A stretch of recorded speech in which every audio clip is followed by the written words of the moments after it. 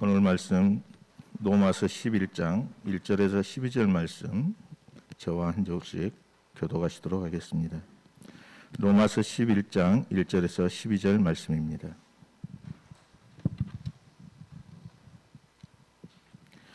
그러므로 내가 말하노니 하나님이 자기 백성을 버리셨느냐? 그럴 수 없느니라. 나도 이스라엘인이요 아브라함의 씨에서 난 자요 베냐민 지파라.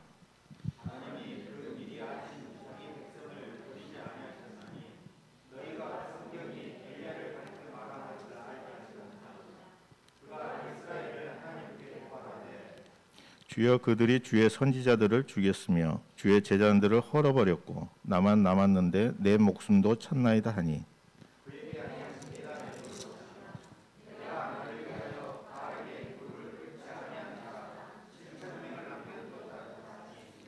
그런즉 이와 같이 지금도 은혜로 택하심을 따라 남은 자가 있느니라.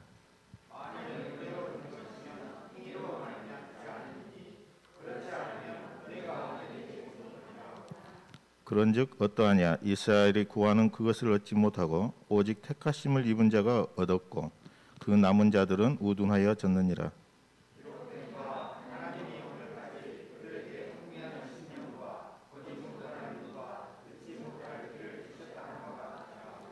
또 다윗이 이르되 그들의 밥상이 올무와 덕과 거치는 것과 보응이 되게 하시옵고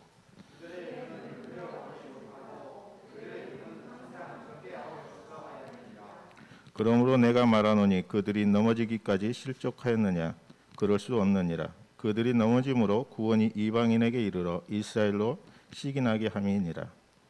그들이 넘어짐이 세상의 풍성함이 되며 그들의 실패가 이방인의 풍성함이 되거든 하물며 그들의 충만함이리요. 아멘. 담임 목사님께서 지금도 은혜로 택하심을 따라 남은 자가 있느니라는 주제로 말씀 선포하실 때 큰 은혜 누리시기 바랍니다.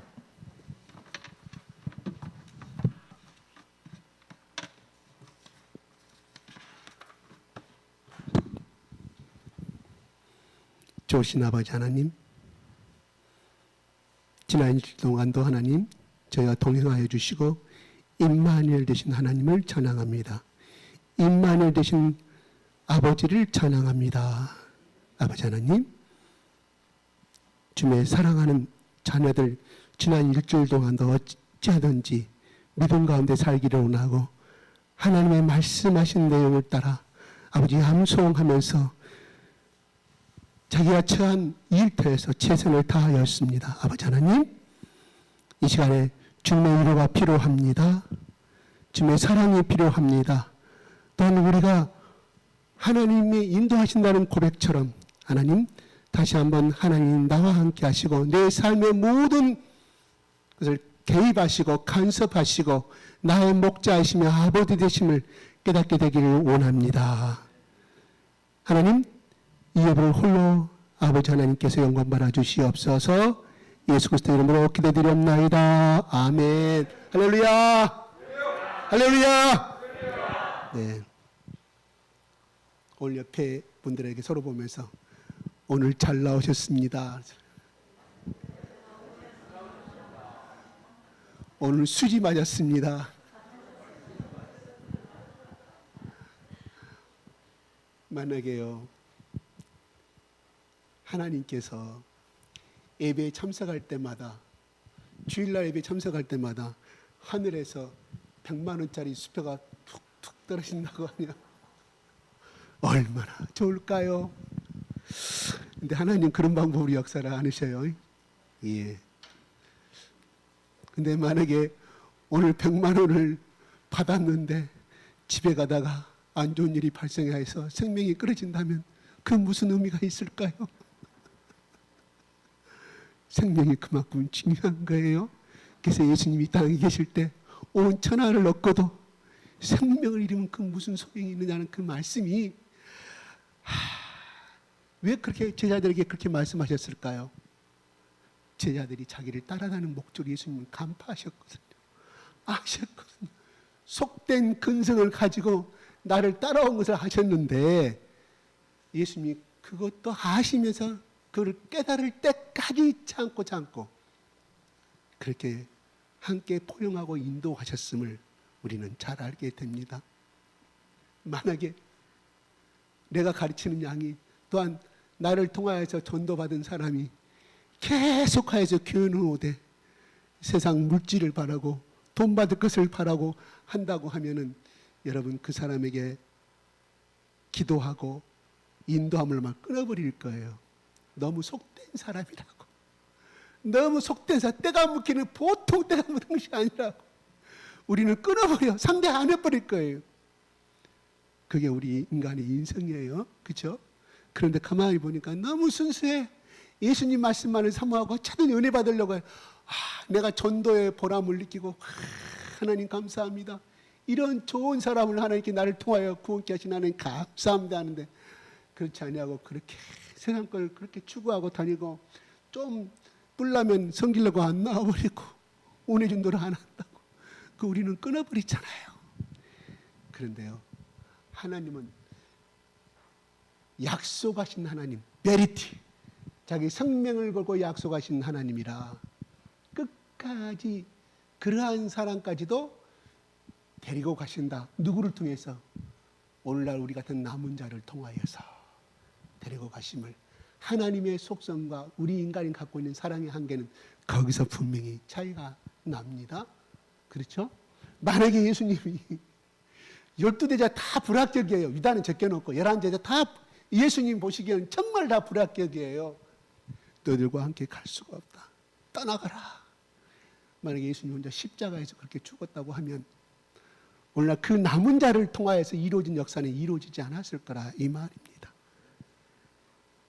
그래요?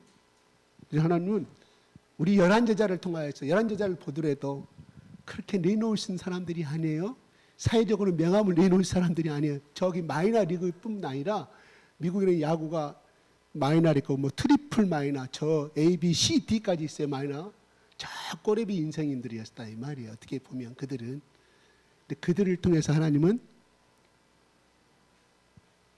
키우시고 역사하시고 돌아가신 다음에 십자가로 가신 다음에 승천하신 다음에 결국 성령님을 그들 가운데 보내주셔서 진짜 천국의 의미가 무엇인지 예수님이 무엇인지를 하나님이 어떤 분이신지를 그때서야 깨달아 가는 거예요. 중요한 것은 예수님은 그러한 속성을 가진 사람이라 할지라도 끝까지 3년 6개월 동안 참고 복음에 대한 지식을 들려줬다면 성경 공부를 시켰어. 계속 성경 공부를. 하나님은 어떤 분이시고 천국은 어떤 분이시고 왜 나를 믿어야 되느냐 계속해서. 그래서 그 복음의 씨앗이 뿌려져서 싹이 나고 씨앗이 썩으니까 싹이 나고 열매를 맺고 2000년 전에 시작한 그 역사 로마를 그 로마의 강대국을 복음으로 정복한 오늘날 로마의 황제나 로마의 그때 훌륭한 인물들은 그 어느 누구 이름만 남기고 끝나버리고 말았지만 오늘날 시저라든가 블루터스라든가 이런 사람을 숭배하고 그 사상을 공부하는 사람들이 있습니까? 없어요. 그러나 그 어느 누구도 알아주지 아니한 홀로 고독한 싸움을 한 그 예수 그리스도에 대해서는 오늘날은 끊임없이 2000년을 흘러놓으면서 거대한 이 성령의 물길은 오늘 여기 앉은 우리들에게까지 기치고 있음을 바라보게 됩니다. 가난한 조선의 땅까지 와서 하나님이 복음을 정하게 하신 그래서 다 이뤘다는 그 예수님의 말씀은 내가 조선의 땅에도 이 복음이 증거될 것이다. 구원의 복음이 완성이 될 것이다고 해진 그 말씀 속에 포함된 줄로 믿습니다. 네. 그래요? 오늘 1절 한번 볼까요? 시작.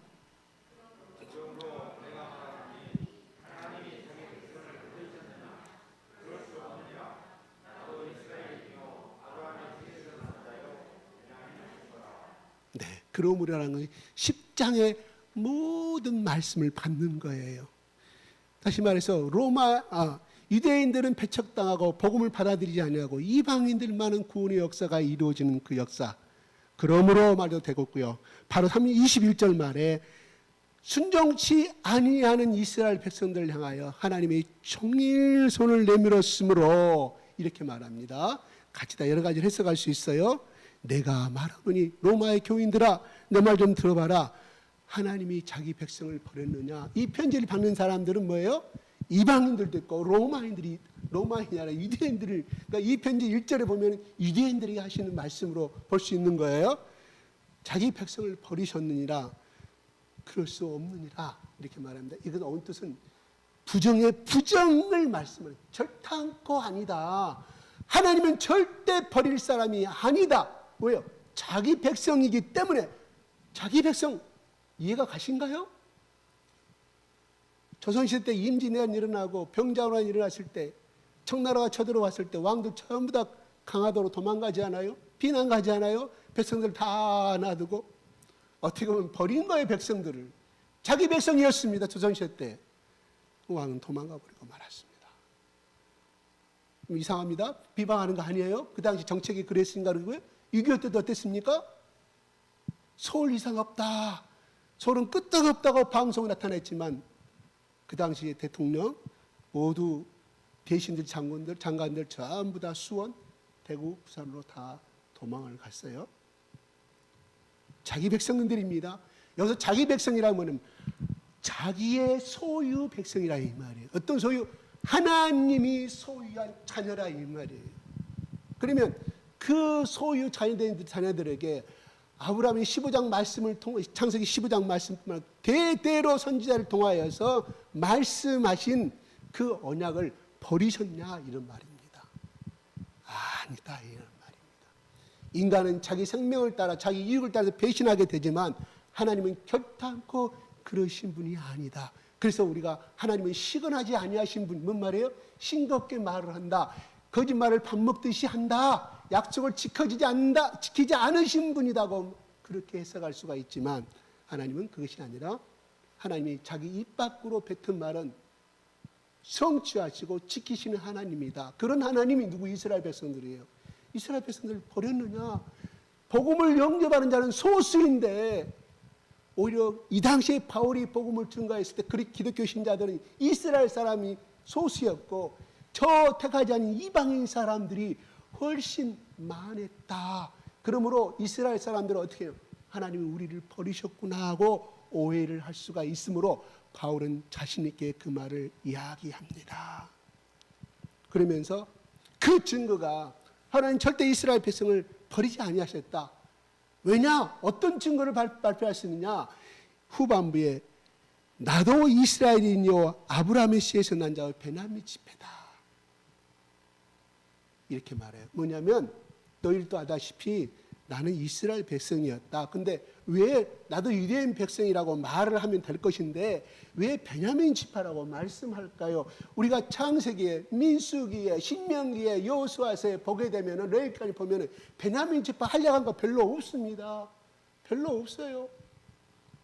라헬의 마지막 아들이잖아요. 라헬, 이 베냐민은요 어떻게 보면 야곱한테요 원망을 들을 수밖에 없는 존재일 수가 있습니다. 왜요?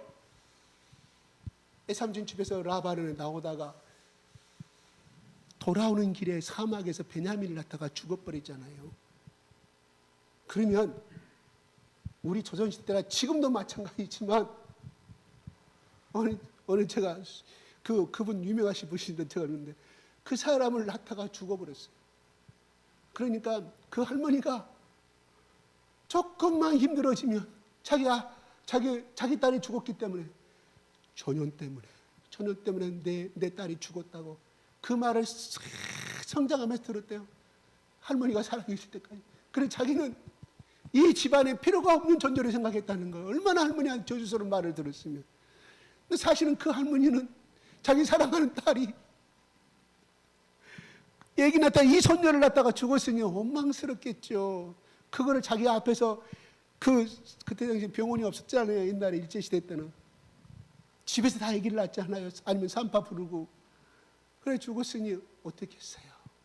그러다 나중에 예수를 믿었던 고백에 제가 한번 들었던 적이 있어요. 그렇습니다. 베냐민은 어떻게 보면 성경에 베냐민을 끔찍이 아꼈단 말은 없어요. 없어요. 이삭이, 야곱이 없습니다. 다만 그들이 잡혀가지고 요셉이 그 아이를 데리고 오지 않으면 너희들은 죽을 것이라고 해가지고 돌아오잖아. 아버지한테 간청하는데 내 아들 요셉도 죽었는데 마지막 내가 아끼는 베냐민을 그렇게 끌어가려고 하느냐고 허락을 안 해주는 장면, 나온 것을 봤을 때는 상당하게 자기가 사랑했던 라헬의 아들이기 때문에 베냐민을 끝까지 보호하고자 하는 그런 마음이 좀 드러납니다. 사랑을 많이 했다는 대목은 없어요. 그런데 베냐민은 특별하게 이 구약시대에 공헌한 것이 없습니다. 다만 이거는 알 수 있어요. 굳이 왜 바울이 베냐민 지파라고 자기를 말씀하는지, 아니면 만다 그러면 유다 지파가 돼야 되겠잖아요. 유다 지파에서 예수 그리스도가 태어났으니까 베냐민 지파를 말합니다.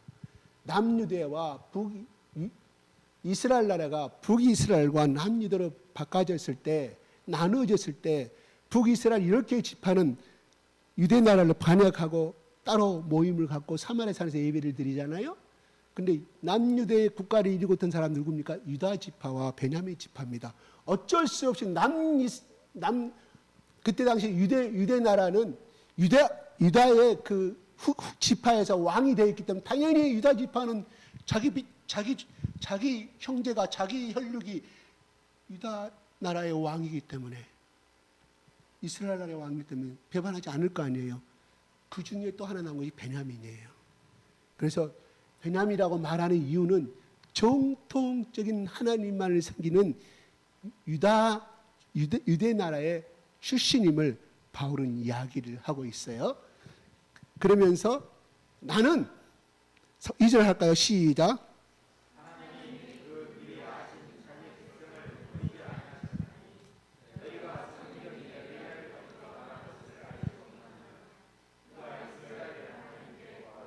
삼절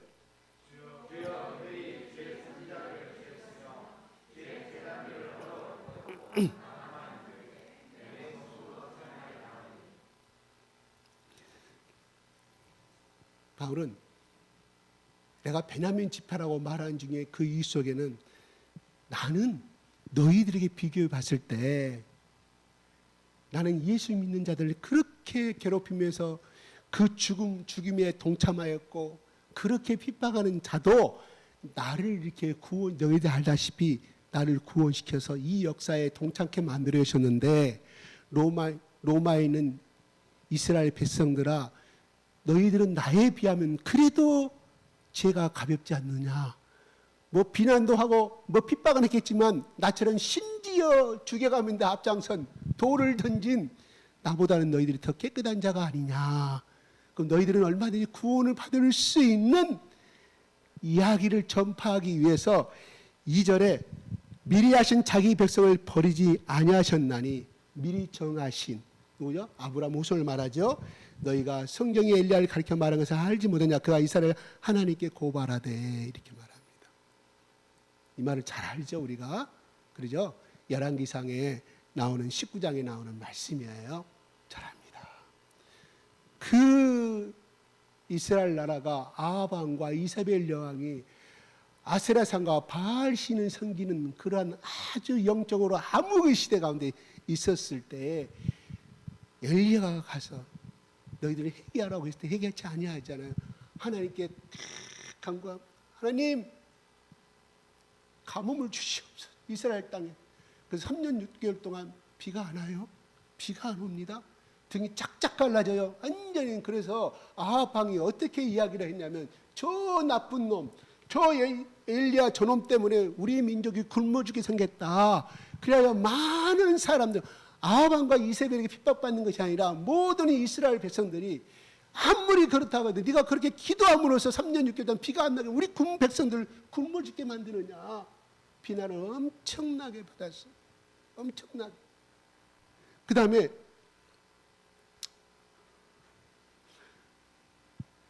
두 번째는 우리 잘 알잖아요. 850대 1 갈멜산상에서 싸우잖아요. 야 너희가 믿는 하나님이 참 하나님이냐, 내가 믿는 하나님이 참 하나님이냐, 너희가 믿는 참신이냐, 우리 대결하자. 850명을 놓고 제단을 갈멜산 정상에서 제단을 만들어 놓고 그들이 이거를 불태우는 자가, 하늘에서 불을 태우는 자가, 하늘에서 불이 태우는 자가 이 제물을 불태우는 자 참 하나님의 신이다.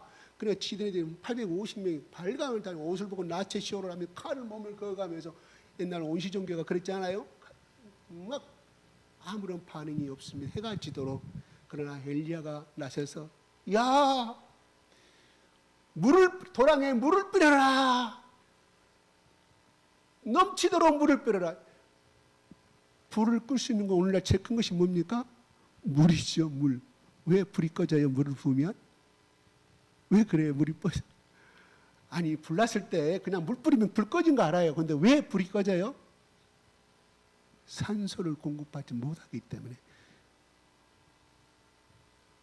연소가 되려면 산소가 있어야 돼요. 그러니까 저 달나라 여행할 때 그 진공 상태에서 아무리 잘 탄 휘발유 라이터 되면 탈까요? 안 타죠. 기아가 안 되니 기아가 없으니까 산소가 없으니까. 그런데 왜요? 여기다가 불을 내리는데 물을 다 빼라고 해야 되지 않습니까?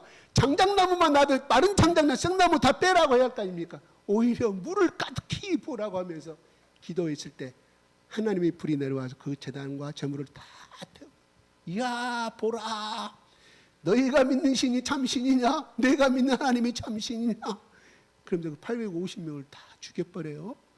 근데 나는 참 그것도 성경에 어떻게 죽였다는 말은 없어요. 850명 죽음을 당했을 때 왜 엘리야를 갖다가 대항해서 거기서 세너 명만 달라붙어도 엘리야 확 포로로 잡을 수가 있었는데 어떻게 그건 좀 성경에 나오지 않아요. 제가 해석하기 참입니다. 그건 하나님께 맡겨. 괜히 그거 막 나오지 않는 거 패다가 그냥 가다가 이상한 이단으로 흘러갑니다. 아무리 850명 꼼짝없이 엘리야한테 죽음을 당해요. 이야 엘리야가 승리의 함성을 내리면 아합 왕과 이세벨과 모든 이스라엘 백성들이 다 우상을 파괴하고 하나님 앞에 회개할 것이다. 느헤미야 앞에서 이 낭독을 읽었을 때 백성들이 막 아멘 하면 세면 합창한 것처럼 다 돌아올 것이라고 외쳤는데 그 다음날 소식이 돌아옵니다. 엘리사요 엘리야요 이세벨 여왕이 당신을 죽여버린다고 말씀이 혈안이 되어 있습니다. 이 말을 듣고 엘리야가 도망을 가요. 도망을 한참 가서 광야의 로전나무 밑에서 하나님을 원망해요. 벌벌 떠고 있어. 어제까지만 해도 이 그 850명의 담대한 믿음을 가지고 있던 엘리야가 벌벌 떠면서 하나님이 이제 나 혼자만 남았는데 어떻게 하시겠습니까? 이 나라 이 백성들은 전부 다 바알에 무릎 꿇었는데 하나님의 종 나 엘리야만 남은 나까지도 죽으려고 저렇게 선포하고 있으니 하나님이 어떻게 하면 좋겠습니까? 말씀해요. 그 말씀이 3절에 그것이 그거예요. 3절 읽고 다시 한번 읽어볼까? 시작.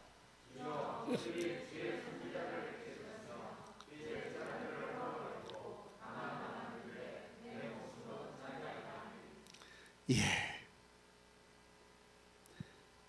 바울이 그 열왕기상 말씀을 가지고 그대로 이용하는 거예요. 하나님이 네 목숨도 찾나이다고 엘리야가 말했을 때 하나님이 엘리야에게 뭐라고 말했느냐? 내가 나를 위하여 하나님 내가 나를 위하여 바알에게 무릎을 꿇지 않은 사람 7,000명을 남겨두었다 하셨으니 열왕기상 19장 10절부터 21절까지 나오는 말씀이에요.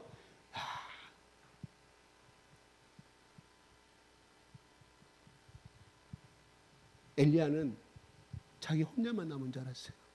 적어도 자기가 눈으로 파악한 바로는 자기 같은 선지자가 없다고 생각을 했습니다. 자기가 이제 죽어버리면 이 나라 이 백성은 한날이 장래가 정말 암흑의 시대로 흘러가 버릴 것이다. 하나님의 저주로 멸망당해 버릴 것이다. 없던 철저한 기도 가운데 하나님이 들리는 음성은 내가 7,000명을 남겨두었다고 말합니다. 할렐루야. 하나님은요 이렇게 역사하셔요. 우리가 착각 속에 빠지면 내가 제일 예수를 잘 믿는다고 생각할 수가 있습니다.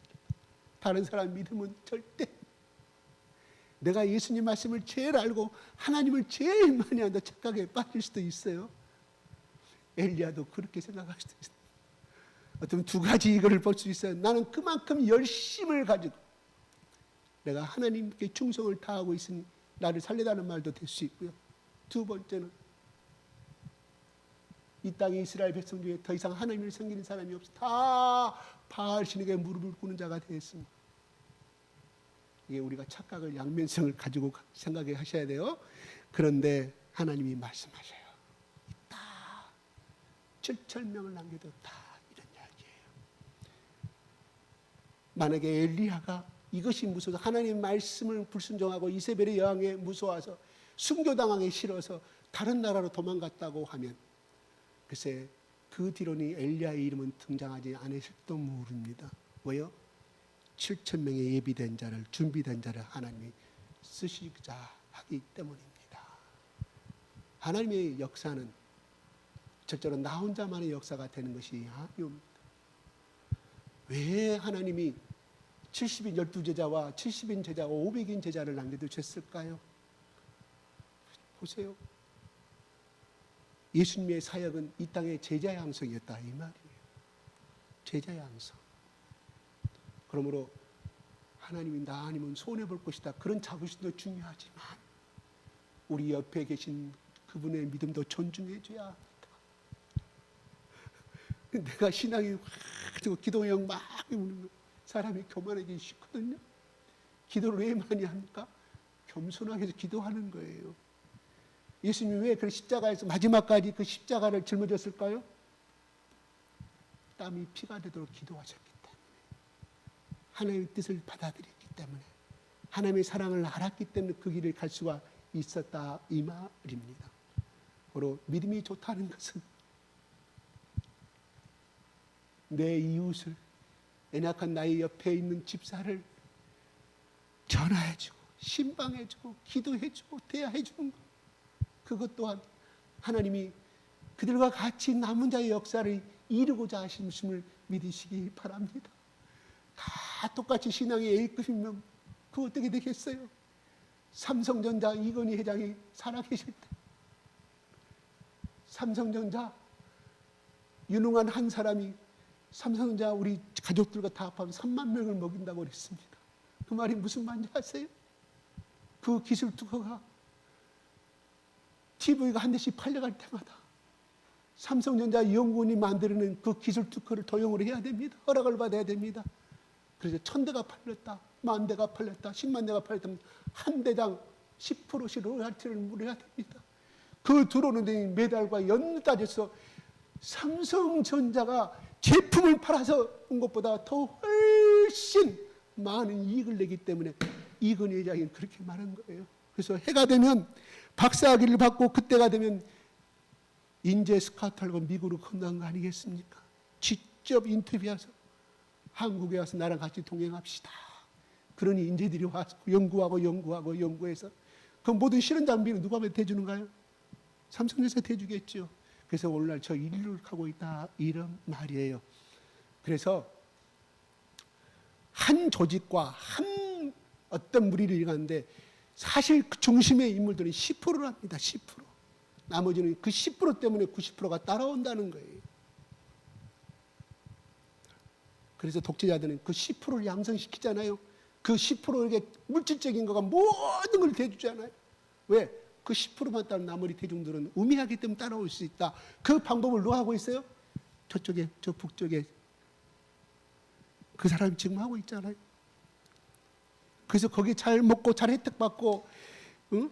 전부 다 장군들은 전부 다 벤치 선물하고 이렇게 하니 그들이 그 김 왕조에게 반역할 생각을 하겠습니까? 네, 그렇습니다. 하나님은 엘리야 혼자 남은 줄 알았는데 하나님이 7,000명이 예비하셨다는 것입니다. 그리하여 그 구약 시대 때 그 엘리야와 7,000명을 통하여 하나님이 구속의 역사, 유대의 역사를 이끌어 왔음을 오늘 본문을 통해서 알 수가 있다 이겁니다. 5절 보겠습니다. 시작.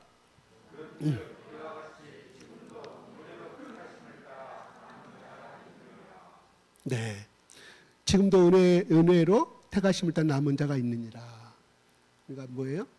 로마에 있는 로마 이 편지를 읽는 유대인들을 향해서 강력한 긍정적인 마인드를 심어주고 동기를 심어주는 말이에요.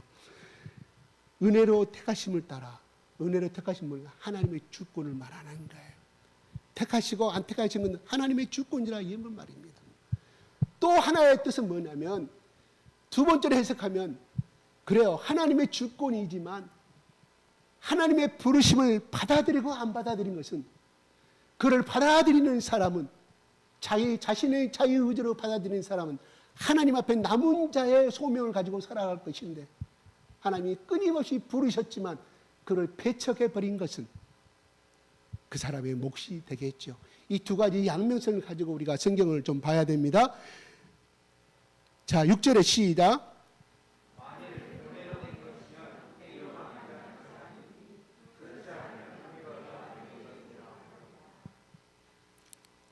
이 말씀은 너희가 부르심을 받고 예수 그리스도의 제자가 되고 구원받은 사람이 됐다고 하는 것은 은혜로 된 것이지 행위로 된 것이 아니다 이겁니다. 제가 전번에 말씀드렸던 것처럼 야곱은 하나님도 예세를 택했으면 더 강대한 국가를 만들 수 있었지 않나요? 그렇죠? 연약한 자의 치마 속에 살아가는 야곱을 선택하신 것은 하나님의 주권이옵시다.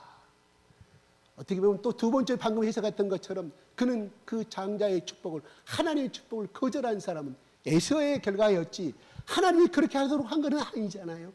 그렇죠? 자기 행위의 결과라 이 말입니다. 그래야 하나님 앞에 택하심을 받지 못하였다.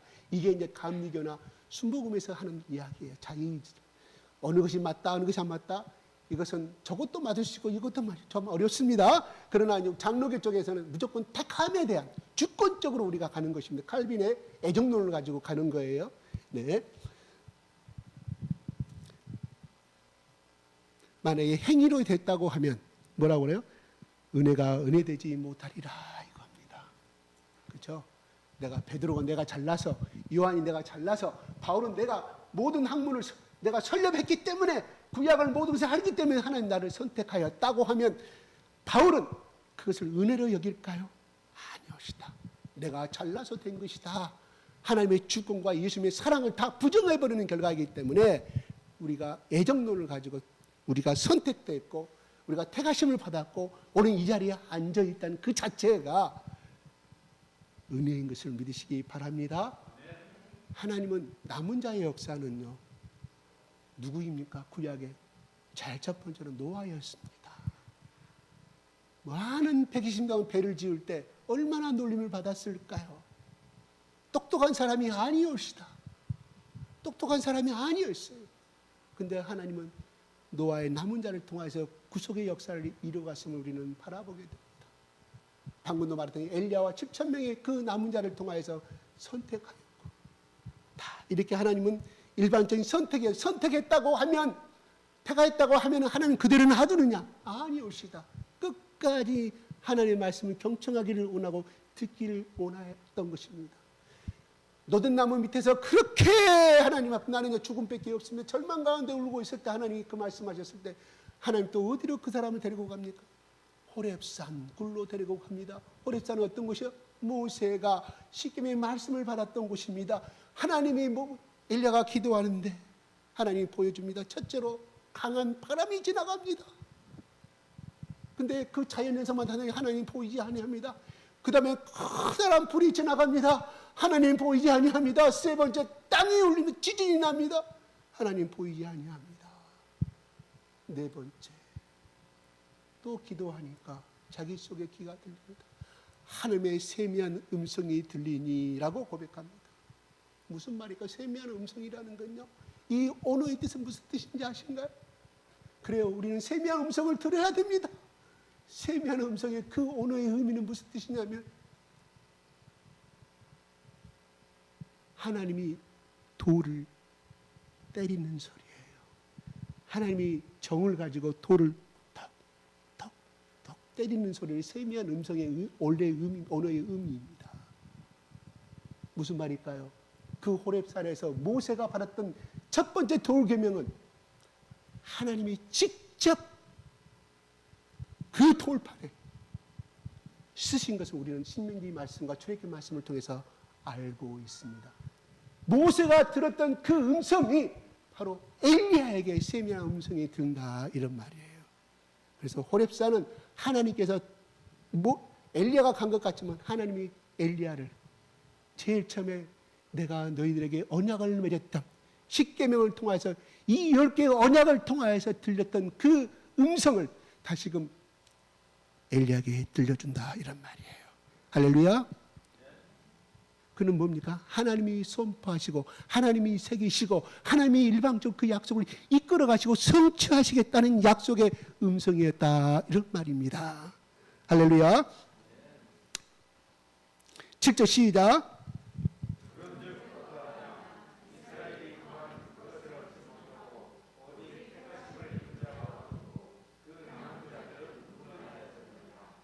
네. 택하심을 입은 자가 이스라엘 중에 택하심을 입은 자가 이미 바울뿐만 아니라 많이 우리 예루살렘 교회가 처음에 뭐예요? 이방인들 채워진 건 아닙니다. 유대인들 숫자가 그만큼 많이 들어갔어요. 베드로가 복음을 전해 3,000명, 5,000명 얘기하는 역사가 일어나서 예루살렘 교회가 커지니까 핍박이 생겨서 결국은 디아스포라가 돼서 그들이 저쪽 소아시아 터키를 통하여서 가는 곳마다 그들이 교회를 세우고 해당을 섬기는 것을 우리는 알 수가 있습니다. 그 남은 자들은 우둔하였다. 여기서 남은 자라는 것은요, 예수 그리스도의 복음을 거부한 자라고 말씀합니다. 그 남은 자예요. 첫 번째 남은 자는 아까 아침에 하나님이 사용하시고자 하신 남은 자고요. 여기서 남은 자는 바로 하나님의 복음을 거절한 자의 남은 자의 뜻입니다. 8절에 시작.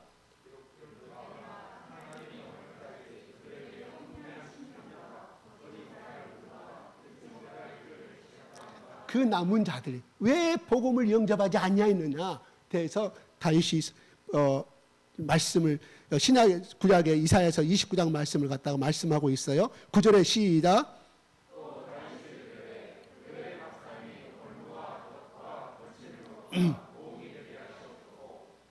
네, 이 두 개의 말씀은 뭐냐면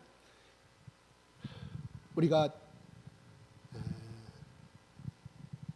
민수기에서 계속해서 하나님 말씀하잖아요. 신명기에서 모세를 통하여 너희들이 분명히 가나안 땅에 가면 배가 따뜻하고 방 따뜻하고 배불리 먹을 것이다. 풍요로운 부자가 될 것이다. 배가 부름으로 인하여 너희들이 분명히 나를 잊어버리고 가나안 사람들이 섬기는 신을 섬기게 될 것이다. 끊임없이 모세가 살아있을 때 말씀하셨고 또 신명기에 모세가 들었던 말씀을 다시금 재탕하여서 곧 가나안 땅을 들어가는 2세대들에게 향하여서 끊임없이 말씀하셨어요. 말씀하셨어요. 결국은 뭐예요? 배부르고 부자가 되고 재물 많아지니 우리는 하나님 없어도 살아.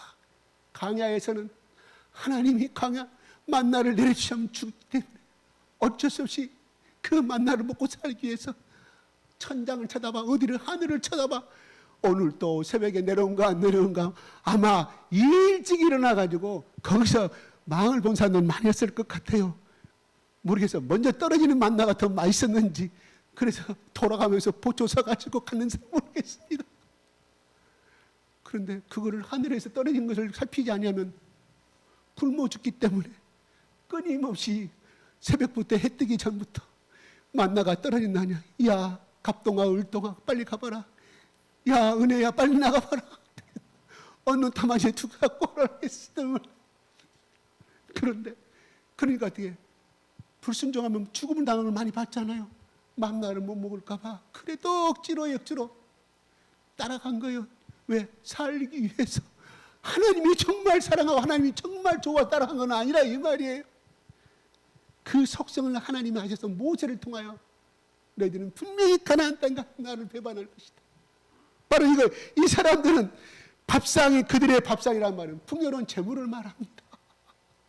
먹고 살기 의식적 모든 문제가 남부럽게 사는 그 자체가 그들에게 올무가 되었다. 함정이 되어버렸다. 너희들이 가난하였으면 광야 땅에서 가진 거 없었으면 너희들이 끝까지 나를 따라왔던 것처럼 하늘을 보며 따라왔던 것처럼 불기둥과 구름기둥을 어쩔 수 없이 살기 위해서 따라왔던 것처럼 그때는 됐을 것인데 이제는 정반대 현상이 하나님 필요 없습니다. 포도가 사랑보다 더 크니 필요가 없습니다. 그런 말이에요. 무슨 말일까요? 무슨 말일까요? 우리가 예수님께 열심히 기도해서 아파트에 당첨될 확률도 정말 적었는데 50대 100대 저 당첨만 되면 2, 3억이 그냥 굴러 들어오는데, 그래서 당첨이 됐어요. 잘 살게 됐어요. 가난할 때는 새벽기도 열심히 어찌하든지 두 부부가 가정의 재단을 쌓여 하나님 복을 준다 하니까 했는데, 아이고 그 아파트가 3억에 4억에 5억에 당첨됐는데 10억이 되고 20억이 되니 배부를 것이 더 이상 가난함이 없지. 어떻게 돼? 오늘은 하루 좀 치가자. 재산도 모았겠다. 친구들이 전화와, 야 우리 주말에 골프 이야기했는데 참석할래? 야 그 누구 알지? 고등학교 동창 나와라. 네 몸만 따라와. 골프비만 가지고 와. 그 회원권이 있으니까. 주일날 한 번 빠져, 주일날 2번 빠져. 야 요즘은 코로나 시대 때라. 야 코로나 비행기 타면요 엄청 싸. 버스 타는 건 더 버스 싸. 야 우리 단체에 너 들어와라. 저희들 1박 2일 여행 갑니다. 골프집. 어느 어떤 집사님의 이야기입니다. 우리 교회는 그거 없어요. 예. 저도 골프 안 쳐요. 예. 그래서 그들은 결국은 하나님을 저버렸다. 누가? 이스라엘 백성들에서 구약의 말씀을 가지고 이야기하는 거예요. 하나님이 그렇게 말씀하셨어요. 그렇습니다. 어떻게 보면 현재 우리의 형편이 하나님을 믿기에 가장 좋은 조건임을 믿으시기 바랍니다. 네? 하나님을 믿는 가장 좋은 거예요. 잘 나갔을 때 조심해야 돼요. 잘 나갔을 때 겸손해야 돼요. 와 나는 이만큼 벌었으니까 요거 땅 저거 팔아서 앞으로 2년이면 매덕이 올라갈 것이고 다 그냥 이야 나의 노후는 걱정이 없어. 야 이제부터는 예수 적당히 믿다가 우리 그렇게 너무 열심히 하지 말자고 갑니다. 예, 우리 교회에 그런 사람이 없습니다. 네. 11절 시작.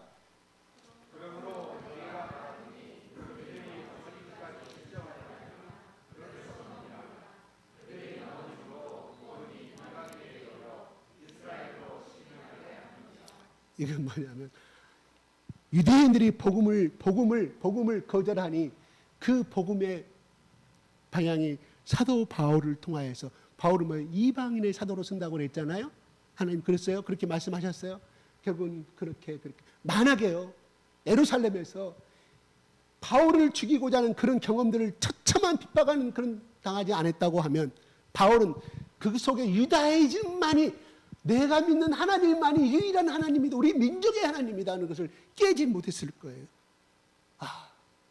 핍박받을 때 하나님 세미한 음성을 들려주는 거예요. 바울아 내가 지시하는 곳으로 가거라. 그는 가는 곳마다 유대인들 찾아다녔다니까요. 그래도 가져졌어요. 안 했다니까요. 저 사마리아 이런 사람들 이방인들은 다 절대 복음 안 전했다니까요. 하나님이 그렇게 깨우쳐가라. 눈을 크게 하고 마음의 눈을 크게 하고 너를 구원한 것은 내가 이스라엘 나라의 하나님도 되지만 열방의 하나님이다. 온 민족의 하나님이다 하는 것을 하나님 바울을 통하여 가르쳐 주시는 거예요. 그 병고침을 받는 역사, 구원의 역사 전부 다 회개하고 눈물 흘리는 역사들이 유대인들보다는 이방인들이 그렇게 받아들이는 거예요. 그리스의 민족, 로마의 민족들이 그렇게 빨리빨리, 터키 민족들이 그렇게 빨리빨리 받아들이다. 놀래. 이 복음이야말로 이스라엘 민족뿐만 아니라 온 민족에 대한 예수 그리스도의 십자가였구나 하는 것을 바울은 깨닫게 됐다 이런 말입니다. 그래서 넘어질 구원이 이방인의 일을 이스라엘로 시기나게 한다 무슨 말인 거 아니? 그냥 조금 헷갈리죠. 뭐냐면 여러분들 밥 먹을 때 어린아이 밥 먹여주려고 이게 거기다 약을 다 안 먹으려고 하니까 설탕도 다 골탕도. 근데 얘가 쓰니까 안 먹으려고 그래. 그럼 뭐라 그래요? 너 그럼 네 친구 오라게 해가지고 내가 네 냉장고 속에 되는 빵이라는 거 다 아시끔 줘버릴 거야? 그래도 돼? 시기심 유발시켜가지고 하는 경우 많잖아요. 그 방법이 아동학 교육 방법적으로 좋은 것이 아닌지 저는 모르겠습니다. 이렇게 우리 부모들이 어린애들 그렇게 키우잖아요. 하나님도 마찬가지로 이방인들이 구원의 역사가 일어나고 하나님 앞 축복받는 역사가 일어났을 때, 유대인들이 봤을 때, 아니 여호와 하나님 우리만의 하나님이었더니 저 쓰레기 같은 개만도 못한 로마인들과 그리스도인들이 구원을 받고 축복을 받네. 나도 우리도 예수를 믿자. 이런 지금 그런 말이에요. 시기 나겠다 이런 말은 그거 하나님의 방법이죠. 그래서 어떤 분들은 이것을 가지고 결국은 백투 예루살렘 운동을 하고 있어요. 그것이 과연 전통이냐 아니냐는 것은 하나님께 맡겨야 될 문제고, 결국은 복음이 돌아서 다시금 이스라엘 나라로 들어가서 이스라엘 나라에 하나님이 남은 자들을 구원시킬 것이다는 이것을 맞아요. 백도 예루살렘 들어갔을 때 하나님의 종말이 온다, 2차의 종말이 온다고 주장을 하는데, 그것도 하나님 오셔봐야 할 문제입니다. 너무 깊이 가면 안 돼요. 중요한 것은 이스라엘 백성들, 하나님 자기 백성이라고 말씀하셨잖아요. 결국은 언젠가는 이스라엘 백성들 남은 자들을 하나님이 이루실 것이다, 이런 말이에요. 너무 오버하지 말게 말씀을. 그들의 넘어짐이 세상의 풍성함이 되면 뭔 말이에요? 그들이 복음을 영접하지 않으니 결국은 복음이 어디로 왔어요? 오늘날 우리 이 조선시대의 말기에 이 가난한 유교의 복음이 들어와서 오늘날 우리나라가 풍성함을 한 것처럼, 그 말씀하고 적용심 여러분들 가운데 큰 은혜가 될지 모르겠는데, 지금은 이 복음이 이야기합니다. 아프리카와 라틴 아메리카 쪽에서 계속의 회개 역사가 일어난다 합니다. 이게 일어나고 있어요.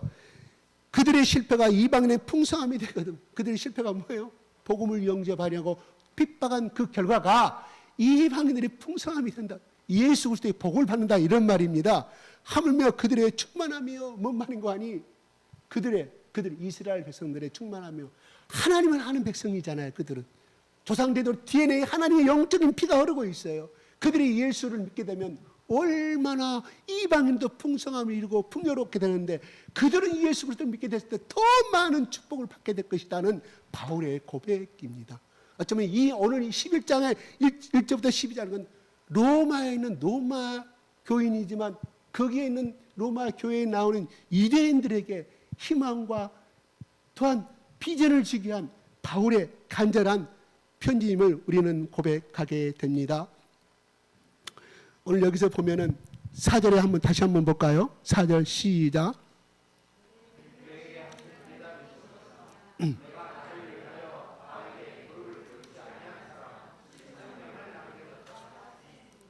네. 여러분, 그 신들러 영화 보셨어요? 신들러, 그죠? 이스라엘 그 2차 세계대전 때 많은 사람을 구했잖아요. 그런데 그 신들러라는 사람은 많이 알지만 이레나 샌들러라는 사람이 있었습니다. 그 당시에 실질적인 인물이에요. 그 사람은 폴란드 여성이었어요. 그 사람은 가톨릭 신자였습니다. 가톨릭 신자였어요. 그 사람은 그때 당시에 보건사회부 이런 보건소 일을 담당하는 그러한 직책의 공무원이었습니다. 근데 독일에서 폴란드를 점령한 다음에, 폴란드 독일인들이 많이, 유대인들이 많이 살았잖아요. 그 수용소에서 불태운 것도 다 폴란드에 있는 거예요. 그런데 이 사람이 하나님께 기도했을 때 하나님의 음성을 들어요. 그래서 거기 수용소를 들어갔다 갔다 할 수 있는 출입증이 이 사람한테 있었어요. 특별하게 폴란드 사람들에게 어떻게 그런 더러운 직무를 주게 만든 거예요. 그래서 이 사람이 들어갈 때마다 나올 때마다 박스에 가방에 숨겨서 이스라엘 유대인들의 어린아이들을 탈출을 많이 시켜요. 폴란드 내에 유대인들을 탈출시키는 협회가 원래 비밀 조직이 있었습니다. 그 조직의 일원이었습니다. 그래서 많은 사람들을 빼돌려요.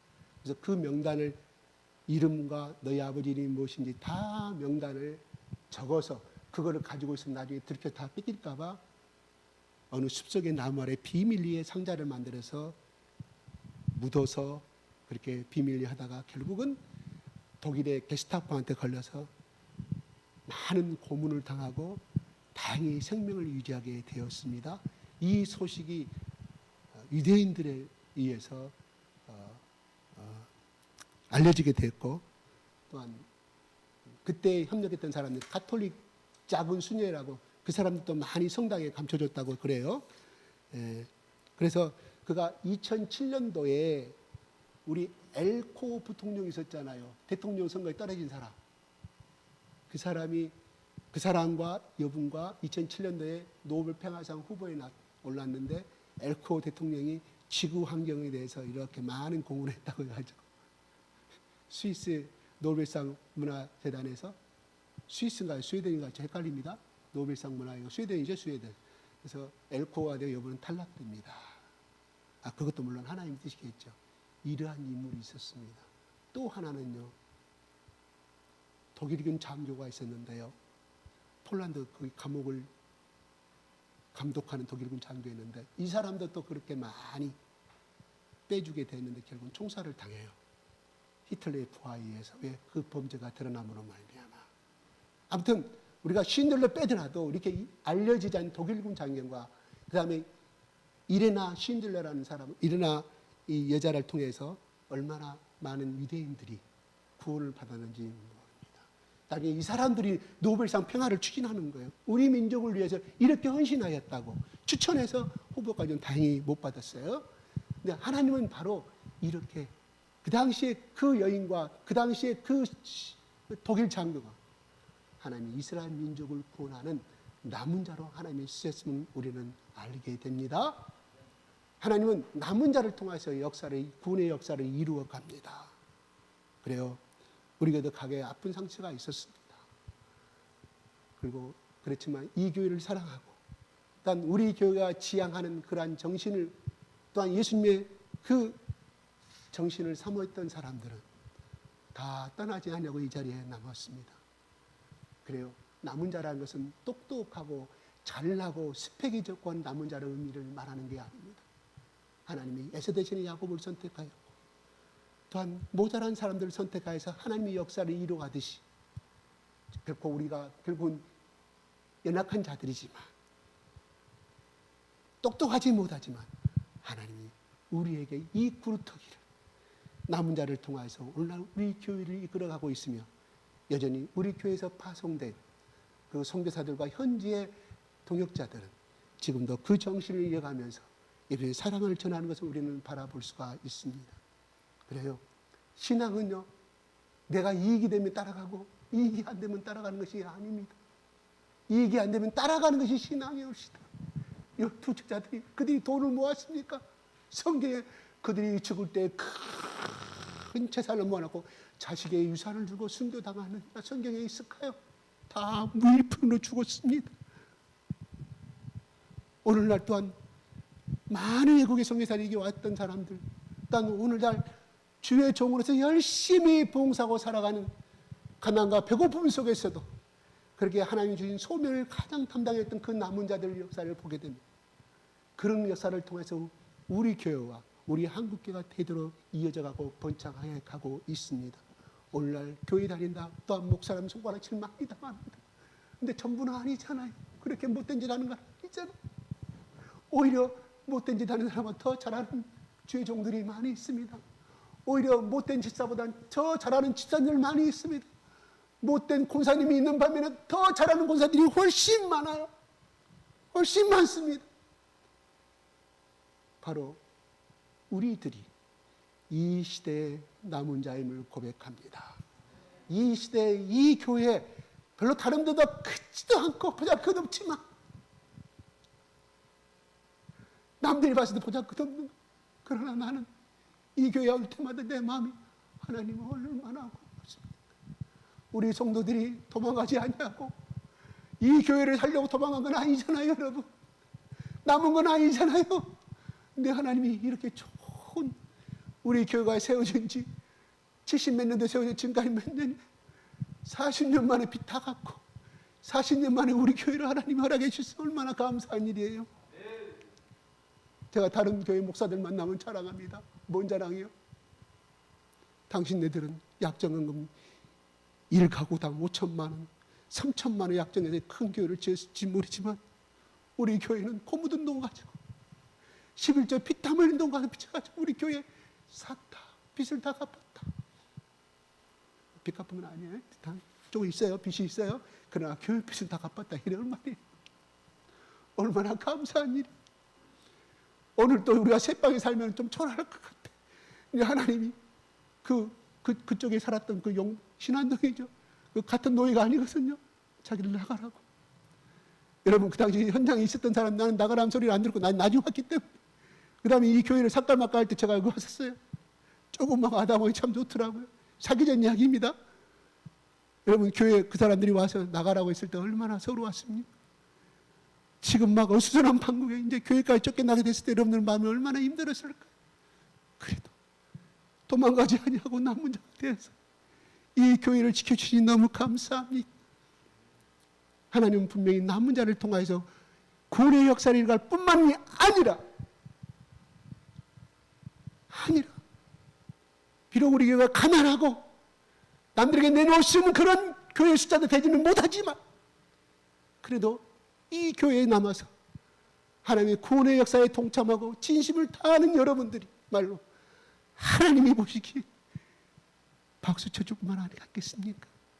여러분, 하나님이요 요한계시록에 7교회에다가 말씀하실 때 둘이 뭉실러 야 교회들아 정신 차려라.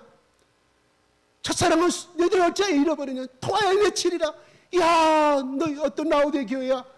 이렇게 말하면 그냥 눈치물에 덕해 있는 그 모든 교회를 향해서 말씀하시면 됐는데 어찌하여 사도 요한에게 예수님이 그의 교회 이름을 불러가면서 말씀하셨을까요? 하나님은 교회 이름을 기억하신다 이런 말이에요. 교회 이름을 기억하신다 이런 말. 내가 이 교회 아니면 다른 데 갈 수 있어요. 괜찮습니다. 그렇지만 그것이 하나님의 뜻인가요? 내가 전번도 이야기했던 것처럼 내가 죽으면 누가 제일 슬퍼할까요? 제 아내입니다. 누가 또한 제일 슬퍼할까요? 저희 엄마입니다. 마찬가지입니다. 여러분 중엔 여러분의 가정이 죽었을 때, 여러분의 자식이 만약에 죽었을 때 여러분 누가 가장 울어 죽을까요? 아버지입니다. 현재 자기 엄마입니다. 아내가 죽으면 가장 울 사람이 누굽니까? 남편입니다. 남편이 죽으면 가장 울 사람이 누굽니까? 아내의 올시다. 그는 하나님이 짝지어 주신 것입니다. 하나님이 왜 교회 이름을 하나하나 불러가면서 그렇게 말씀하셨을까? 한 교회의 교회의 주인은 바로 예수님이신 것을 밝혀주고 있다 이런 말입니다. 그래요. 여러분 우리 교회를 떠나고자 하는 사람들이 있습니까? 가지 마십시오. 기도하십시오. 하나님 이 교회를 떠나는 것이 하나님의 뜻입니다. 하나님의 책임을 반드시 물을 거예요. 박영규 목사 제가 말씀드렸잖아요. 네가 나의 뜻을 물어보고 그 교회를 옮겼느냐? 하나님의 책임을 침공하지 않아 천국에서 만나가지고 얼마나 예수님이 서운하고 섭섭해요. 네가 내 말에 내가 거기 가라고 말했더냐? 네 생각대로 가지 않았느냐? 왜 서울 강남에 있는 교회니까 네 성남의 시골에서 가난한 동네에서 목회하는 것보다 더 낫다고 생각하고 다시 간 거야. 네 탐욕이다 이런 말이에요. 탐욕. 그래요. 우리 여기를 이끌어 가셨던 분이 의사이기 때문에 이 교회 나면 내가 얻을 것이 많겠구나. 내가 도움을 많이 받겠구나. 그런 사람도 많이 있었을 거예요. 처음에는 그렇게 왔겠지만 예수를 만나고 예수님이 대통령이 되면 내가 전 내무부 장관이 될 때는 12제자가 똑같습니다. 우리 인간은 똑같아. 그런데 그러다가 예수를 만났어요. 그런데 유일하게 걸었던 내가 이런 말 해서는 안 되지만 저분 따라다니면 내가 도움을 많이 받겠구나 했던 사람들. 그분이 소천하고 순교당하니까 교회는 어수렁하니까 떠나버린 사람도 있습니다. 내가 그 사람들 비방하는 거 아니옵시다. 여러분 신앙은 자기 이익을 따라서 믿는 것이 아니라 손해가 났을 때 예수를 따르는 것이 진정한 크리스찬들입니다. 하나님은 이 땅에 예수님이 사실 때 하나님 남은 자였습니다. 12제자와 또한 70인 제자와 500인 제자를 하나님이 양성시키고 갔습니다. 이 시대의 남은 자로 부르셨습니다. 우리 교도 마찬가지입니다. 하나님 우리 교로 나중에 어떻게 쓰시는 저는 계획이 없습니다. 다만 저는 바라는 것은 제 꿈이 있다고 하면 한 사람 한 사람이 예수님을 만났을 때 지극히 작은 것에 충성된 종아 잘하였도다 이 말씀을 듣는 우리 교인 한 사람 한 사람 되기를 원하는 내 소망이에요. 내 꿈입니다. 다른 거 없어요. 예수님의 인격을 사랑하고 예수님의 그 길을 사망한 사고 지키고자 했던 그 사람 속에 어찌하여 하나님이 풍요로움을 주지 않을까요? 풍요로움은 반드시 줍니다. 그런 성경의 구약에 그렇게 말씀하셨습니다. 우리 모두 이렇게 예수님처럼 노아처럼 또한 야곱처럼 우리는 야곱보다 더 나은 사람이잖아요. 따지고 보면 결코 사기꾼은 아니잖아요. 그 야곱에게 얼마나 풍요로운 복을 주시던가.